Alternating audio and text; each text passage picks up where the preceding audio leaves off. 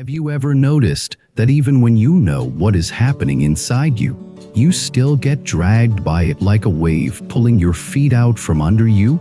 Have you ever wondered why the mind keeps reaching for comfort and running from discomfort, even when you are tired of repeating the same pattern? Welcome back to the channel. Today we are going to explore equanimity through the lens of the 4 foundations of mindfulness, the core training that teaches you how to see experience clearly enough that you stop being owned by it. When equanimity is mature, it is not a pose. It is not a numb smile. It is the quiet strength of a mind that can stay open in pleasure and pain, certain and uncertain, praise and blame, without collapsing into craving or aversion. Let me start with a story, because the 4 foundations sound formal until you see how they show up in one real day. Imagine someone named Daniel. Daniel cares about practice. He sits regularly. He listens to teachings. He tries to be ethical. Yet the same old loops keep grabbing him. A small criticism makes him defensive. A delayed reply makes him anxious. A burst of pleasure makes him hungry for more. He starts asking a question that many sincere people ask. If I am practicing, why am I still so reactive? Daniel expects practice to erase reactivity, but the deeper truth is that practice first reveals reactivity. It turns on the light, and when the light is on, you see how the mind actually moves. That seeing can feel uncomfortable because it removes the illusion that you are in control all the time. But that seeing is also the doorway to freedom. One evening, Daniel sits after a hard day. He is frustrated with himself. He thinks, I should be calmer by now. Then he remembers a teaching he heard about the 4 foundations of mindfulness: body, feeling, tone, mind states, and phenomena. He decides to use them not as theory, but as a map for the exact moment he is in. First, he brings attention to the body. He notices tight shoulders, clenched jaw, shallow breathing, restless legs. He realizes that his reactivity is not only mental, it is embodied. The body is already acting out the story. He softens the shoulders. He unclenches the jaw. He allows one slower exhale. Immediately, the mind feels slightly more spacious, not because the problem is solved, but because the body has stopped shouting danger at the nervous system. Then he shifts to the 2nd foundation, feeling, tone. He notices something important. Under the frustration is unpleasant feeling tone. Not a big emotion yet, just the raw taste of unpleasantness. He sees that unpleasant feeling tone triggers a reflex. Push it away, fix it, escape it. He realizes that much of his suffering is not the event itself, but the mind trying to get away from unpleasant feeling tone. This is a major insight because feeling tone is the hinge. Pleasant triggers grasping. Unpleasant triggers aversion. Neutral triggers drifting. When you learn to notice feeling tone early, you catch the chain before it becomes a storm. Daniel stays with the unpleasant tone. He does not dramatize it. He simply recognizes it. Unpleasant is here. Then he breathes. He lets unpleasant be unpleasant without turning it into a verdict about his life. This is where equanimity begins, not in the absence of unpleasantness, but in the willingness to be with unpleasantness without hatred. Then Daniel moves to the 3rd foundation, mind states. He notices the mind state is contracted, irritated, and self-judging. He also notices something subtle. The mind state is not permanent. It has a texture. It is tight, fast, and narrow. He recognizes it as a mind state rather than as identity. Irritation mind is here. Self-judging mind is here. That recognition creates space. He stops saying, I am this. He starts saying, this is present. That small language shift changes everything over time, because the mind suffers most when it takes passing states personally. Then Daniel moves to the fourth foundation, phenomena, which includes seeing patterns like craving, aversion, hindrances, and the laws of change. He recognizes a hindrance is present, restlessness and worry mixed with aversion. He sees the causal chain. Fatigue leads to sensitivity. Sensitivity meets a difficult interaction. Unpleasant feeling tone appears. Aversion arises. Self-judgment arises. The body tightens. Rumination begins. He sees the whole machine. And when you see the machine clearly, you are less trapped by it. This is the heart of the four foundations. They turn the mess into something knowable. Not to reduce life to a cold analysis, but to remove confusion. Confusion is what makes suffering feel endless. Equanimity is what grows when knowing becomes steady. Now let us bring this into daily life, because the four foundations are not only for sitting practice. They are for traffic and messages and family conversations and all the ordinary moments where you lose your center. Daniel tests it the next morning. He is getting ready and sees a message that feels blunt. Immediately, the old pattern begins. He feels a sting and a rush of thoughts. They are upset with me. I am in trouble. I must fix this right now. He remembers the map. Body first. His chest tightens. His stomach drops. His breath becomes shallow. He softens the belly and lengthens one exhale. Feeling tone next. Unpleasant tone is here. He names it quietly without drama. Unpleasant. Mind state next. Anxiety mind is here. Story mind is here. Phenomena next. He sees craving for certainty.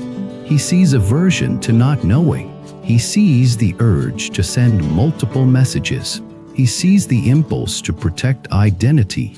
Now he has a choice. He chooses one skillful response. He replies once, clearly and kindly, asking for clarification. Then he stops. He does not chase.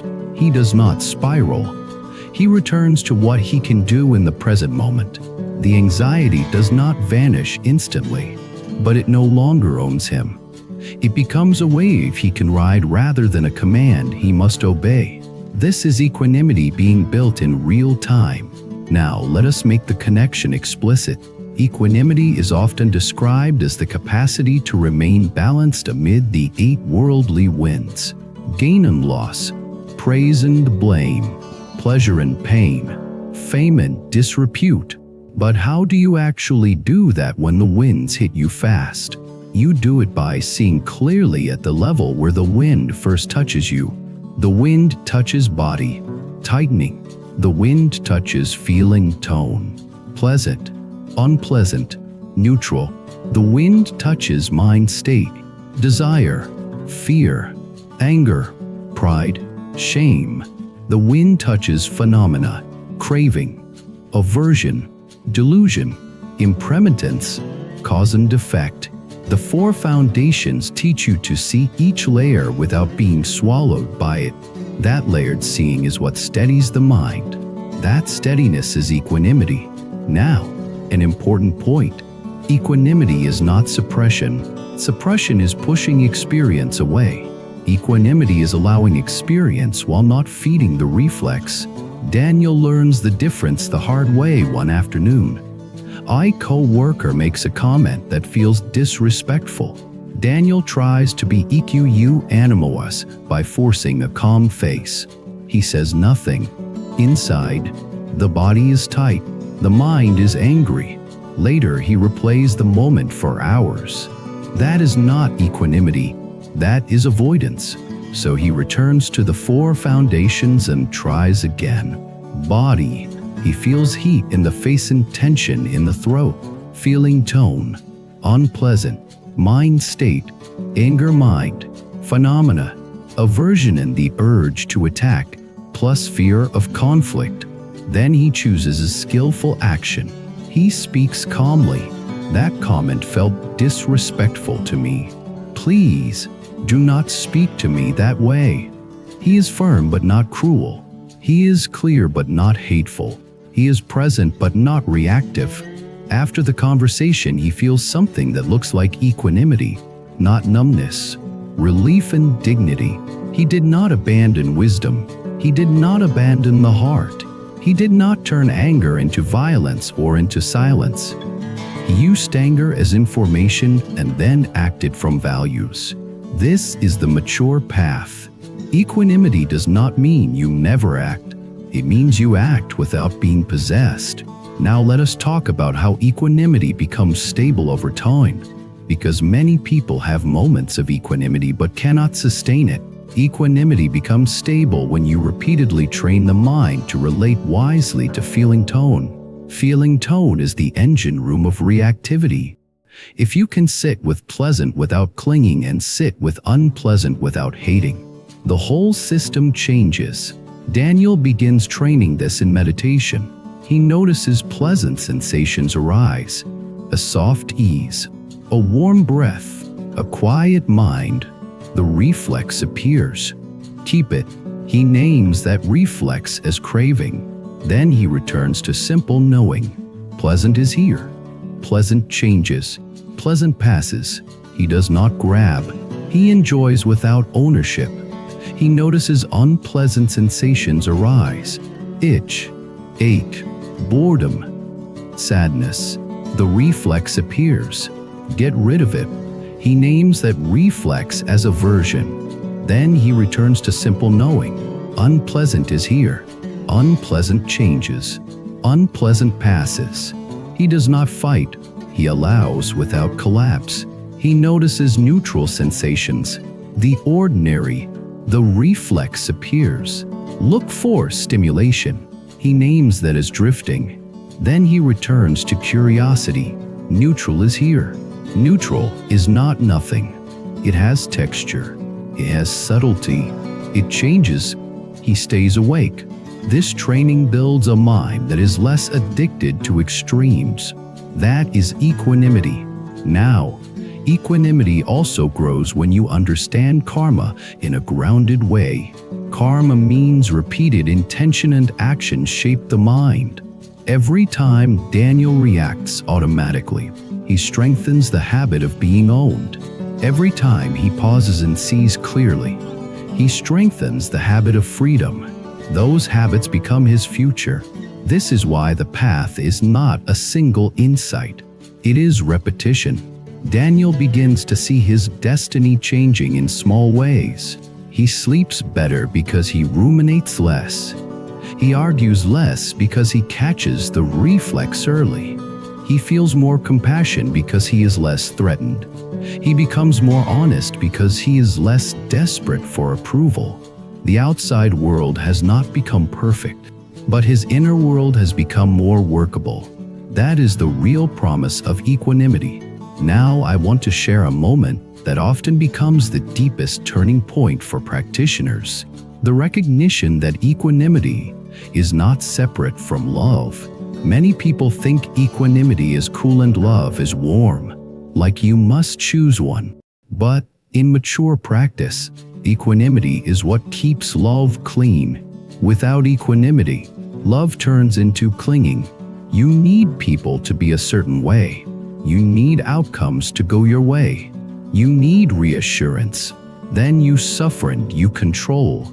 With equanimity, love becomes freedom. You care, but you do not own. You help, but you do not demand. You stay present, but you do not drown. Daniel experiences this with a family member who keeps making painful choices. In the past, Daniel would lecture and push, then feel angry when nothing changed. Now he practices empty compassion supported by equanimity. He says, I care about you. I am here to support you. I will not enable harmful behavior. He offers practical help within boundaries. Then he releases the demand that the person change on his schedule. The grief is still there, but the hatred is less. The burnout is less. The compassion becomes sustainable. This is where wisdom and heart become one. Now, if you want to apply this teaching immediately, here is a simple way to remember the 4 foundations without turning them into a rigid checklist. When you feel pulled or pushed, return to 4 questions. What is happening in the body right now? What is the feeling tone right now, pleasant, unpleasant, or neutral? What is the mind state right now, craving, aversion, dullness, fear, shame, pride? What pattern is operating right now, and what is the most skillful next step? Do not answer perfectly. Just answer enough to create space. Then take 1 breath, 1 wise action, then release. That is the path repeated. Thank you for being here with me today. If you have a moment where you keep getting pulled by craving or pushed by aversion, share what it is. Messages, relationships, criticism, uncertainty, waiting, comparison. And if you have a moment where clear seeing helped you stay steady, share that story too. Your experience might help someone else recognize that equanimity is not something you are born with. It is something you build. Subscribe to the channel, like the video, and stay connected if you want more teachings that turn deep ideas into daily practice. Until next time, keep training clear seeing, keep the heart warm, and remember that equanimity is not distance from life. It is being fully here without being owned by the waves.